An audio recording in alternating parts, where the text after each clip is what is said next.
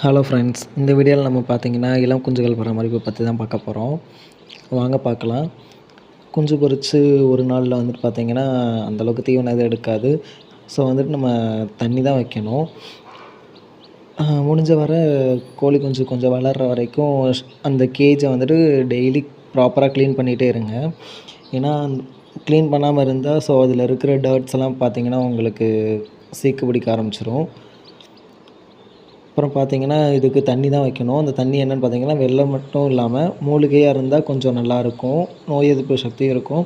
நம்ம வெல்லத்தோட முருங்கைக்கீரை, அப்புறம் பார்த்தீங்கன்னா கற்பூரவள்ளி இதையும் சேர்த்து கொதிக்க வச்சு அதை ஆற வச்சுருக்கோம். டெய்லி இந்த மாதிரி மூலிகை தண்ணி கொடுக்க கொடுக்க உங்களுக்கு நோய் எதிர்ப்பு சக்தி அதிகமாகும்.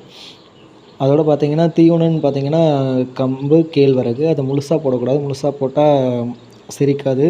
ஸோ அதை 1 2 திரித்து கொடுங்க. சீக்கிரமாக டைஜஸ்ட் ஆகும்.